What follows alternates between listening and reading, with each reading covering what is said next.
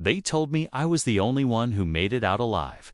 But some days I wasn't sure that was true, because even though my heart kept beating, it did so like it didn't want to be noticed, like it was trying to slip out quietly before anyone asked it to keep trying. And I remember standing there in what used to be my street, surrounded by the crumbled silence of a life that had once had color, and feeling like the dust settling in the air had more purpose than I did, because everyone I used to call mine had vanished, and the walls that once held our laughter now stood like broken teeth against a sky that didn't care. And maybe the scariest part wasn't the wreckage, it was the stillness that followed it. The way grief makes everything so loud in your head and so impossibly quiet on the outside.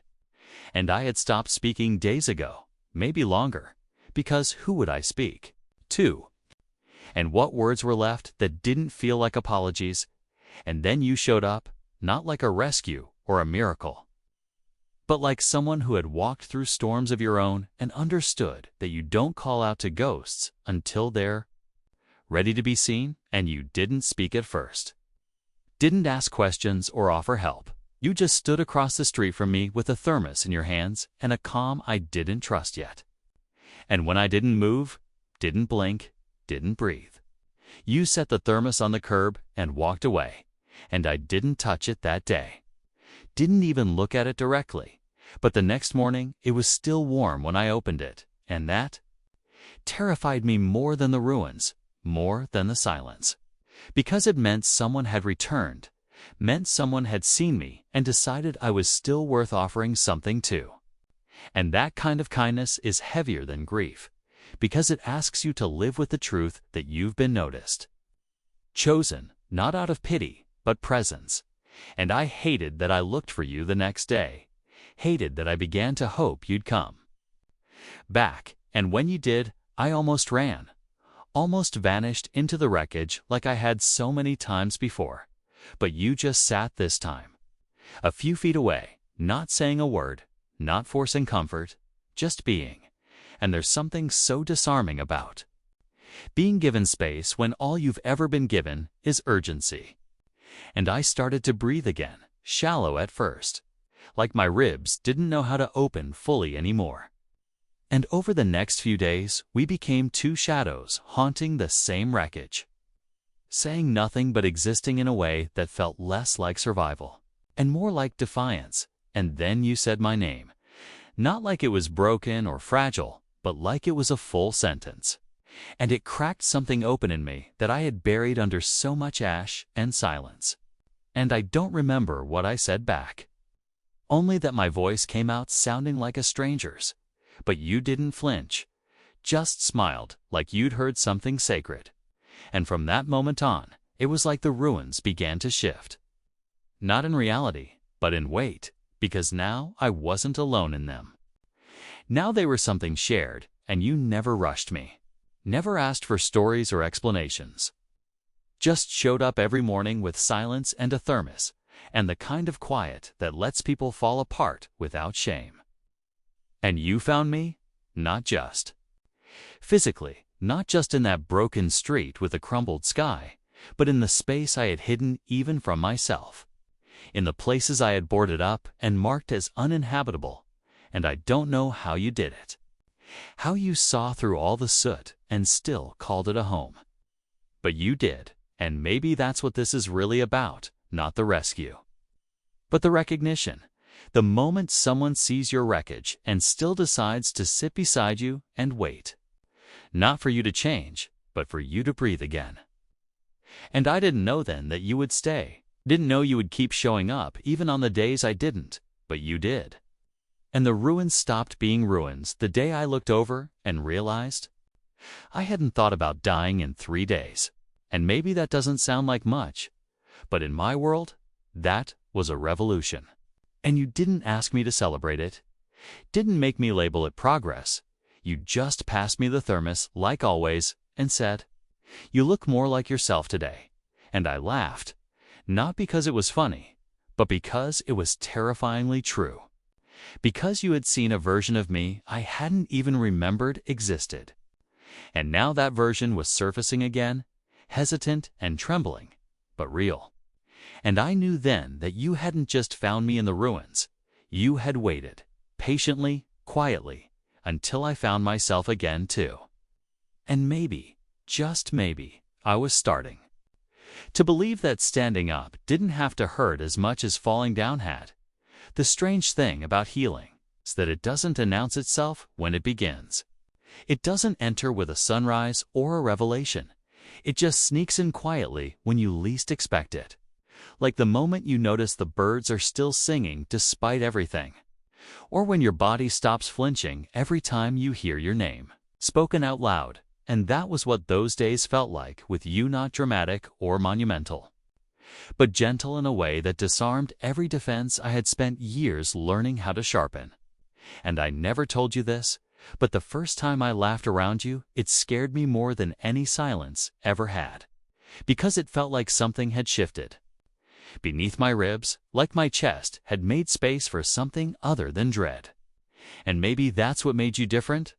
Not that you tried to fix me, but that you stayed long enough for me to notice what didn't need fixing.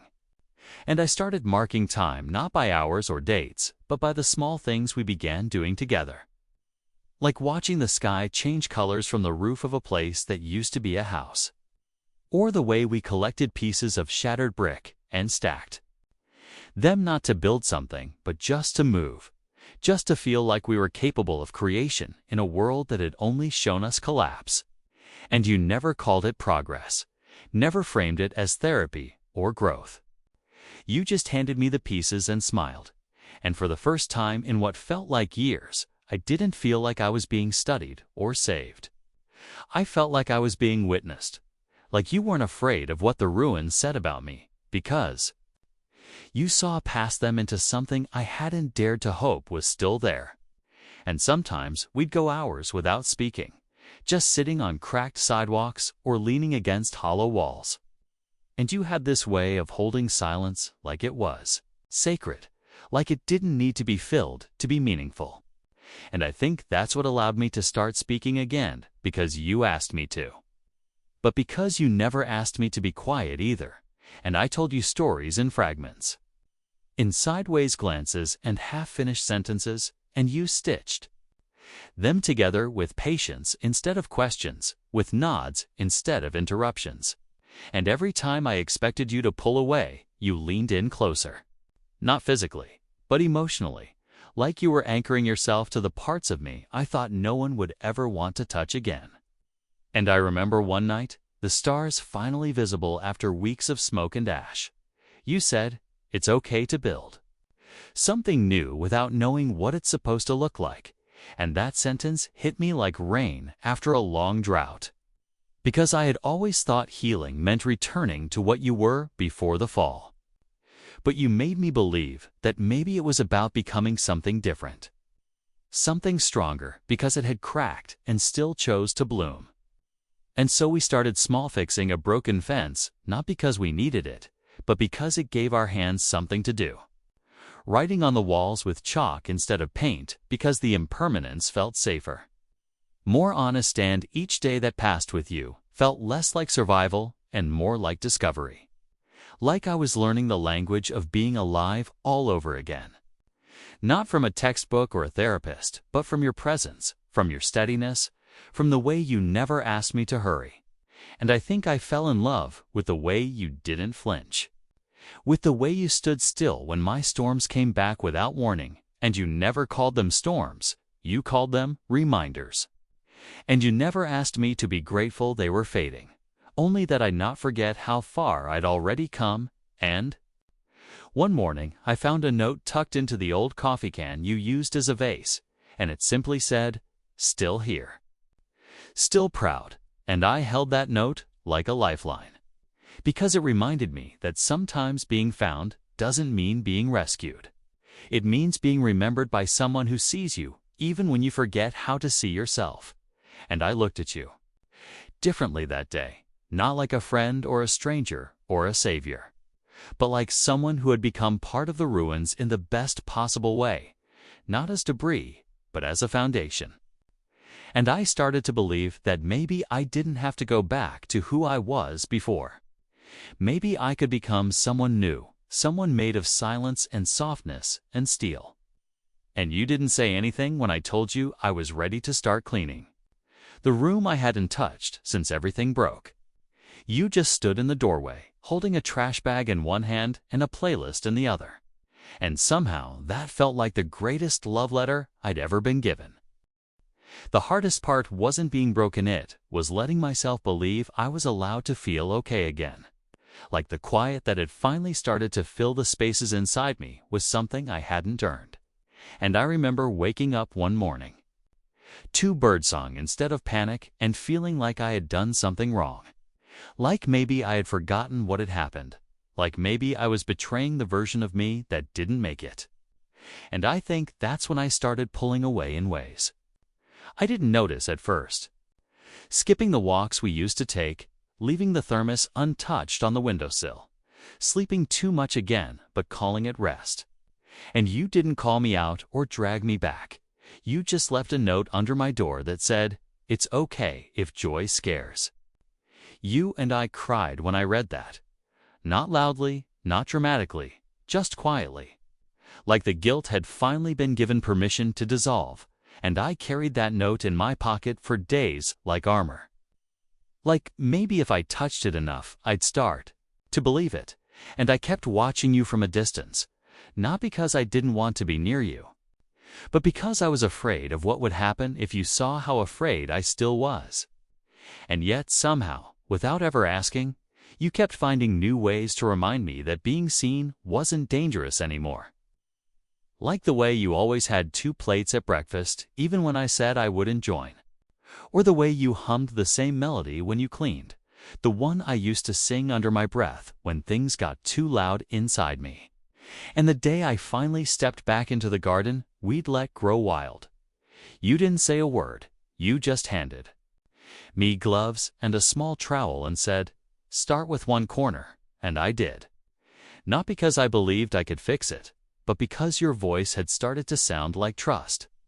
And for the first time, I felt like maybe I didn't need to be whole to begin again.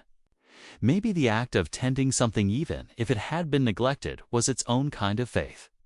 And we worked in silence, side by side, weeds and soil under our nails. And every now and then you'd glance over and smile like it wasn't a miracle. That I was there, like it was expected. Like I had always been meant to return to myself eventually. And that kind of faith is terrifying.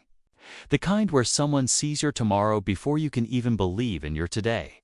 And I started keeping track of those tiny shifts. Like how I stopped checking the door 3 times before bed. How I started playing music again, even when you weren't home. How I really laughed at something stupid on TV and didn't stop myself halfway through. And you noticed? Always. But you never turned it into a celebration. Just a knowing glance or a gentle nudge of your shoulder against mine. And one night, under a sky that looked like bruised velvet, I told you the worst memory I had, the one I had buried under 1,000 distractions. And when I finished speaking, I waited for you to look at me differently. But you didn't. You just reached for my hand. Not to comfort, not to pity, but to say, "I'm still here." And I think that's when I realized that healing doesn't mean forgetting. It means carrying your pain differently. And that night, we didn't talk about it again. We just watched the stars flicker and fade, and I fell asleep on the porch with my head on your shoulder, and for the first time since the ruins. I didn't dream of fire. I dreamed of water, of calm waves and open skies. And the next morning, you made pancakes, and I didn't flinch when you touched my arm. And I knew something had shifted again. Not forward or upward, but inward. Like the ground was finally steady under my feet. And I still had bad days, still went quiet sometimes, still disappeared into myself without meaning to. But now when I returned, you were always there, not waiting like a guard, but existing like a lighthouse. Unmoving, unwavering, not pulling me in, but reminding me there was still a shore to return to. And that's what kept me going, not the idea that I'd never fall again, but the quiet, constant knowledge that when I did, I wouldn't be alone in the dark anymore. There's a certain kind of panic that only comes after things start to feel safe again, like your body doesn't know how to believe it. Like it keeps looking for the next explosion because it's forgotten how to trust stillness. And that's what began to happen the closer I got to you, not because you did anything wrong, but because you were kind in a way that didn't ask anything in return. And I didn't know how to hold that kind of softness without breaking it, or without breaking myself in the process. And so I started testing you in the only way I knew how, by disappearing slowly, by forgetting to answer your texts, even though I read every one, by saying I was fine when I wasn't, by pretending I had errands just so I wouldn't have to be looked at too long.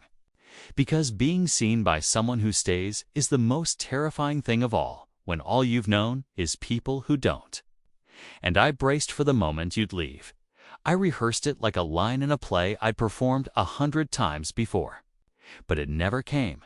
And instead, you kept showing up. Not loudly, not dramatically, but in quiet ways, like leaving a flashlight on the porch when the power blinked, or taping a note to the inside of the fridge that said, "Eat, even if you're not hungry." And every time I tried to disappear, you found me without chasing me, without dragging me back. And I don't know how you did it, how you stayed without making me feel trapped, how you loved me without needing me to call it that. And one night, when I finally let the words out, when I whispered, "I think I'm scared of you because you make me feel safe," you didn't laugh or flinch or fill the silence. You just said, "Then let's go slow." And I cried. Then, not because I was sad, but because I was seen. And I realized that love doesn't always look like fireworks or confessions. Sometimes it looks like someone remembering how you take your tea, or sitting in the hallway outside your door without knocking until you're ready to open it. And you never pushed, never asked for more than I could give, and yet somehow, you became the most constant thing I had, more than sunlight, more than breath, and it scared me to know that. To admit how much I had started to rely on you, but you didn't ask me to, I just did. Because your presence became the answer to a question I didn't know I had been asking all my life, and I began to see myself through your eyes. Not perfectly, not completely, but enough to soften the parts I used to hide, enough to stop apologizing. Every time I took up space, and there was one afternoon, just after a storm, when you stood in the doorway with your sleeves rolled up and your hands covered in paint and said, "Come help me fix the railing," and I wanted to say no, wanted to retreat like I used to, but instead I stood and followed you, and we painted in silence while the sky dried itself out above us. And I kept glancing over at you like I was afraid you might vanish mid-stroke. But you just kept working, steady and quiet. Like you were building something bigger than a railing, something invisible and sacred. And that evening, sitting on the porch steps with paint on my arms and your shoulder brushing mine, I said, "You're not leaving, are you?" And you turned to me, not with surprise, not with pity, but with that calm that always felt like coming home, and said, "Only if you ask me to." And I knew in that moment that you had already given me every out, every exit, and I had stopped taking them, not because I owed you, but because I wanted to stay. And that realization settled into me like warmth, like gravity, like grace, and I stopped trying to escape the good things. Stopped shrinking every time you smiled at me. Stopped measuring my worth by how much I could hide. And I let myself believe for the first time in forever that maybe safety wasn't something that came and went. Maybe it was something you built together, slow and sacred and steady, like a railing painted in the quiet after the storm. It didn't happen on a day that made sense, not on an anniversary, or during a storm, or in the middle of a nightmare. It just happened on a Wednesday that felt like a Tuesday, while the sun poured in through the window and everything looked ordinary, and I had been folding laundry, humming a song I didn't even realize I remembered, when something in me snapped like a thread pulled too tight, and suddenly I was back in the rubble, Not physically, but emotionally. Like my body had remembered something I had been trying to forget, and I dropped the towel I was holding and slid to the floor before I even knew why I was crying, and that's how you found me. Curled up in the hallway like something fragile left out in the rain, my breath sharp and uneven, hands clutching my shirt like it was the only thing keeping me from unraveling completely. And you didn't ask what happened, didn't demand an explanation or try to soothe me with logic. You just sat down beside me slowly, knees to chest, like you were trying to take up as little space as possible while still offering all of it. And you rested your hand on the floor between us instead of touching me, as if to say, I'm here, but only if you want me to be, and I think that saved me more than anything else. Because I didn't need someone to lift me up, needed someone to sit with me in the dark without trying to turn on the light. And that's what you did. 4 minutes or maybe hours until my breathing softened and the shaking slowed. And when I finally looked at you, eyes swollen and throat raw, all you said was still here. And that made the grief shift in my chest, not disappear, but move just enough to make space for something else. And I realized then how many times I had been alone like this before, how many collapses I had tried to hide. Because the world treats pain like a problem to be solved instead of a truth to be witnessed. But you've never tried to solve me, never treated my breaking as inconvenient or dramatic. You just stayed. And that kind of staying is its own language. One I had never been fluent in until you spoke it with every quiet breath beside me. And afterward, when I could finally stand, you helped me do that too. Not by pulling or lifting, but by unfolding with me, like we were rising at the same pace. And we didn't talk about what happened right away. Didn't analyze it or name it, because sometimes the healing is in the silence after the storm. And that evening, you cooked dinner like you always did, music low, sleeves rolled, and I stood beside you and chopped vegetables without a word, and that felt like a prayer, like a way of saying thank you without having to speak it. And I wondered how many people had tried to love me in ways that were too loud, too fast, too conditional, and how different it felt to be loved in a way that was patient, in a way that didn't ask me to perform my healing or explain my pain. And later that night, you handed me a blanket and said, "You don't have to talk, but I'm here if you do." And I nodded, because I didn't have the words, but I had the feeling, and the feeling was enough. And we sat on the floor with our backs against the couch, wrapped in the kind of quiet that had stopped feeling like a threat and had started to feel like safety. And you handed me a mug of tea I didn't ask for but needed, and I took it with both hands like it might disappear if I let go. And you didn't look at me like I was broken. You looked at me like I was becoming, like there was something in me worth staying for, even on the days I couldn't see it. And I realized then that love isn't always found in grand moments. Sometimes it's found in the breath between sobs, in the way someone stays when there's nothing beautiful to hold on to. And I didn't say thank you, not out loud, but I hoped you felt it anyway, in the way I leaned a little closer, in the way I didn't flinch when your shoulder brushed mine, in the way I exhaled and let myself believe for just a moment that maybe it was okay to be held, not because I was weak, but because I had carried the weight alone for too long. It began with a joke you didn't mean to tell, one of those offhand, clumsy lines you said while reaching for something on a shelf, and I don't even remember what the words were, only that they startled a sound out of me I hadn't heard in so long I almost didn't recognize it as my own.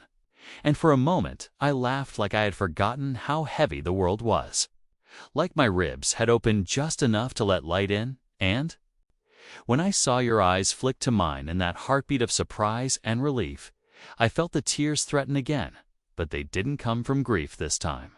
They came from the strange guilt of happiness, from the wild realization that maybe I was allowed to feel good without waiting for the fallout. And I looked down, embarrassed, like I'd said something out of turn. But you just smiled with the kind of softness that made me feel safe in my own skin and whispered, "There you are." Like my laughter had been a signal flare sent from the version of me I was slowly becoming. And after that, things began to shift in the quietest ways, like how I started singing under my breath while washing dishes, or how I left the curtains open in the morning instead of shutting the light out like a threat, or how I found myself telling you small stories from before the fall. Not the painful ones, but the ones wrapped in warmth. How I used to climb trees that scratched my arms raw, or how my mother's laugh could fill a whole room before the silence took her too. And you never looked away when I spoke, never interrupted or added your own memories to compete. You just listened like each word was a piece of gold dust drifting into the room. And one night I asked you why you never tried to cheer me up when I was breaking, and you said, because I didn't come here to pull you out. Came to sit with you until you felt strong enough to walk. And I don't think anyone had ever said something like that to me before. Something so quiet and true, it settled into the cracks like sunlight. And we started cooking dinner together most nights. Not because we had to, but because it became a ritual, a grounding.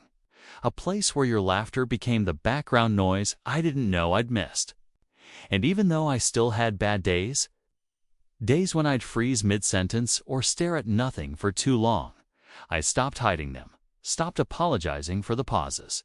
Because you never treated my silence like a failure, only a page waiting to turn, and sometimes you'd play old music through the speakers while we cleaned the floor or sorted broken tiles.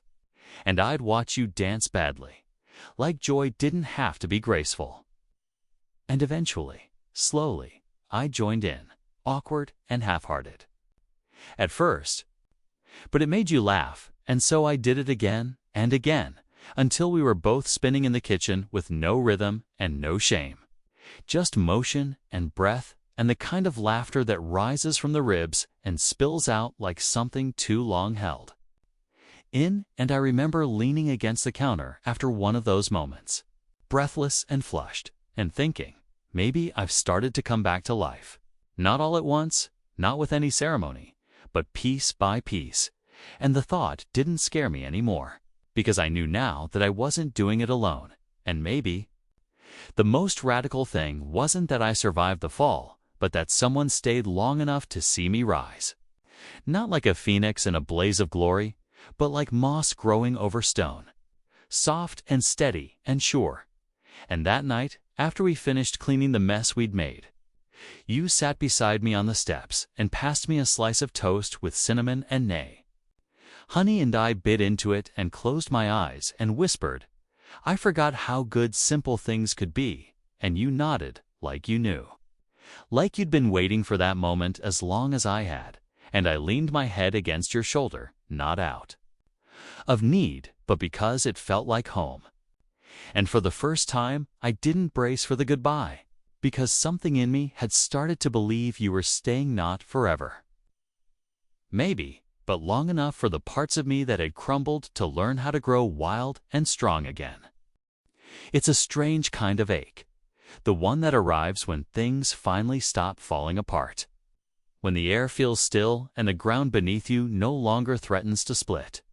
And for the first time in years, I wasn't waiting for everything to be taken away again, because I had started to believe not loudly, not completely, but enough that you meant it when you stayed. And there was this one morning I'll never forget. Soft light pouring in through the kitchen window, the scent of coffee curling through the air like something holy. And I looked over and saw you sitting at the table, barefoot, hair messy, reading something you didn't bother to name. And I realized I had stopped needing you to prove your presence because you had never once made me earn it. And that changed something deep inside me, something I didn't know was still closed off, like a window finally unlatched after 1,000 storms. And I wanted to reach across the space between us and say everything all at once. Thank you. I'm scared. I'm better. Don't leave. But instead, I poured another cup of coffee and set it beside you the way you always had for me, and you looked up and smiled like that small gesture had said all the words I couldn't. And that's when I understood the quiet rituals we'd built weren't just habits. They were anchors, proof that even in the aftermath of everything, something steady could exist.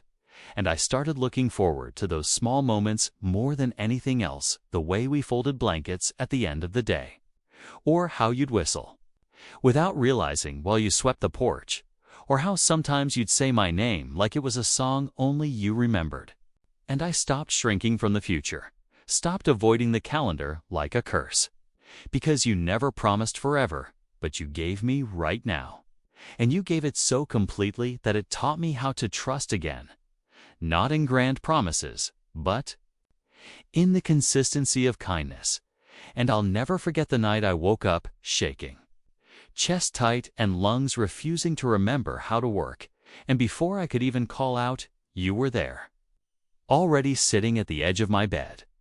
Like something in you had felt it too, and you didn't speak, just wrapped the blanket tighter around me and placed your hand on my back in circles. Steady, silent, grounding. And when I finally caught my breath, I asked how you always knew. And you said, because I've learned the rhythm of your storms. And that sentence didn't just comfort MIT split me open, because it meant you hadn't just stayed for the good parts. You had memorized the weather of me, the chaos and the calm, and you had loved me in both, and I wanted to say, I love. You then wanted to give those words a home, but something in me wasn't ready yet. So instead, I leaned into your touch, and you understood, because you always did. And the next morning, when the light came through the window again, I didn't flinch, didn't dread the day ahead. I just watched the dust move in the air like glitter in sunlight. And when you entered the room and handed me a slice of toast, I smiled before I realized I was doing it. And I think that was the first day I stopped measuring my progress by how far I was from the ruins and started seeing it in the way I had learned to stay, to not just in the place we built together, but in myself, in my skin, in my breath, in the way I could exist now without waiting for it all to disappear. And that evening, while we sat outside with the sky blooming pink and the world quiet around us, I whispered, I think I'm not afraid of being okay anymore. And you didn't say anything, just reached over and held my hand like we'd been doing it our whole lives. And I closed my eyes and let the moment hold me. Because sometimes healing doesn't look like shouting from mountaintops. It looks like two people breathing in sync after years of forgetting how. I think we both knew it was coming. Not like a goodbye whispered in the dark or a door slammed shut, but like a soft wind shifting direction, like a season changing its mind mid-afternoon. And I had felt it in the way your hands lingered longer at the edge of goodnight. In the way your eyes paused on mine like you were memorizing the version of me that had finally started to bloom. And I hated how healing had a way of preparing people for their next chapter, even when you wanted them to stay in the current one forever. But you had always told me the truth even when it was quiet, even when it was wrapped in gentleness and the truth was, you never belonged to the ruins. You had simply chosen to stay long enough to remind me I didn't either. And when the offer came, the job in a city that pulsed with newness and sky, you told me with a softness that didn't ask for permission, only honesty. And I nodded before I meant it. Because I didn't want you to stay for me, didn't want the place we built to become your cage. But when I walked into the room that night and saw the small pile of folded clothes and the train ticket tucked beneath your keys, something inside me folded too. Not in pain, but in recognition, because this wasn't the kind of leaving that shattered things. This was the kind that honored what had been built, the kind that says, I believe in who you are now. And even though the silence between us that night was thick with things we didn't know how to name, we still made dinner, still listened to the same playlist, still laughed at the way the soup boiled over. And when we sat down to eat, you reached for my hand across the table. and I let you hold it like it was the last sacred thing we shared. And maybe it was, and maybe it wasn't. Because the next morning when the train pulled away and we stood there with my hands stuffed in the sleeves of the sweatshirt you always borrowed, I didn't cry the way I thought I would. I just breathed, slow and steady, like the rhythm you taught me, and I walked home alone, but not empty. Because everything you gave me still lived in that space: the porch you fixed, the room you painted, the garden we brought back from dust, and most of all, the version of me that stood at the window that afternoon and didn't flinch when I caught my own reflection. And I thought about how you once said that leaving isn't always about absence. Sometimes it's about trust, about knowing someone has roots deep enough now to keep growing without you watering them every day.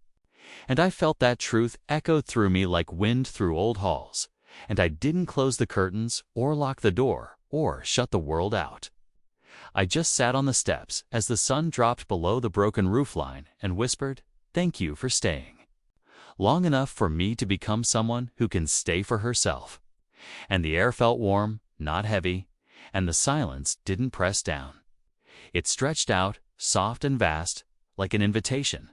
And for the first time in forever, I didn't feel like I was surviving. I felt like I was ready, not for anything specific, not for everything at once, but just ready, and that was enough. The first week without you felt quieter than I expected. Not in a hollow way, but in a kind of reverence. Like the house itself was learning how to hold your absence without collapsing under it. And I kept doing all the small things we used to do together, not out of grief, but out of muscle memory. Like the rituals had stitched themselves into the bones of the day.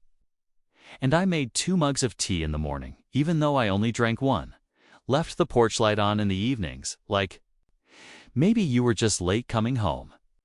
And I talked out loud sometimes about the weather or the garden or the book I started reading again. And I didn't do it because I thought you were listening. I did it because you had taught me not to be afraid of my own voice. And there was one morning with fog curling over the windows and the world still half asleep, when I realized I hadn't braced myself for the day ahead, hadn't needed to gather courage before stepping outside. And I stood at the edge of the porch in socks too thin for the cold and whispered. You would have laughed at this, and I could hear it in your voice in my memory, warm and amused. Like the sound of something that doesn't need to be present, to be felt, and it didn't hurt the way I thought it would. It filled me in a way I didn't expect, and I started writing again, not about you, but because of you. Because you had stayed long enough to show me how to sit with myself and not fear the quiet, and some nights were still hard, still sharp at the edges. Like the ghosts in the corners forgot you were gone and came to look for you, but I didn't run from them anymore. Didn't bury myself under blankets or press my palms against my chest to hold it all in. I just let the ache breathe beside me, made room for it like an old friend passing through. And I'd find myself smiling at the way you always folded the ache. Laundry like it was origami, or how you used to write tiny notes in the margins of grocery lists. And the house didn't feel empty, it felt lived in, full of echoes that knew my name, and I think that's what staying really means. Not just physically, but spiritually, emotionally, like you left fingerprints on the doorknobs of my heart.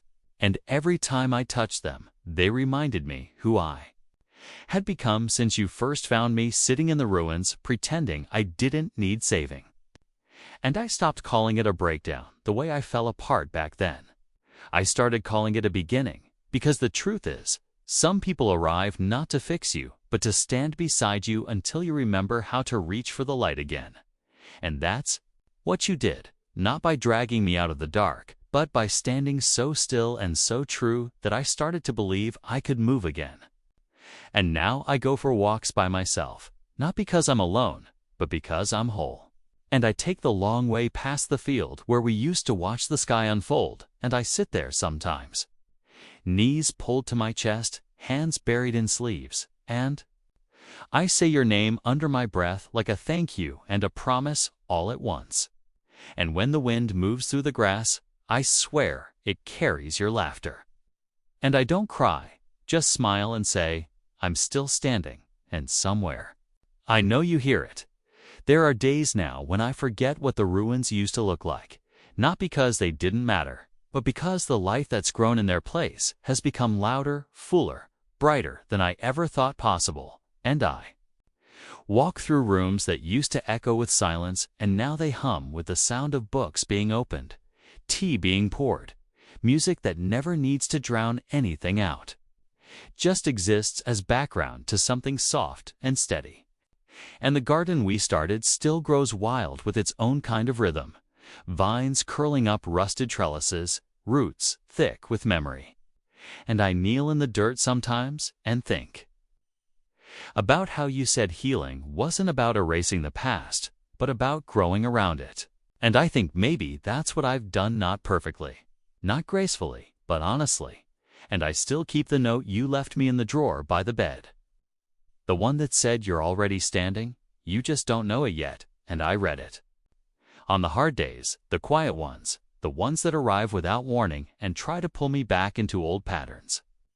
But even then, I don't fall the way I used to. I bend, I breathe, I remember, and I keep going. And I've started writing letters I never send. Not because I expect you to read them, but because some stories deserve to be told. Even if only to the wind, and I tell it everything the way your presence felt like the first warmth after winter. The way you taught me to laugh without apology, the way your steadiness became my own.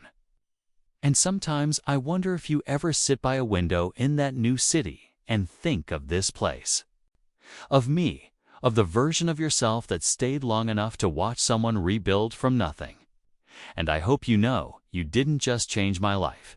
You gave it back to me, piece by quiet piece. And that kind of love doesn't end when someone leaves. It lingers, it lives, it becomes the spine of the person you helped stitch back together. And when I walk down the street now, shoulders uncurled, gaze lifted, I know I carry you in every gentle thing I do, in every kindness I offer, a stranger in every breath I take without flinching. And I've started opening the house to others again, letting new stories breathe inside these walls, letting new laughter fill the air without guilt.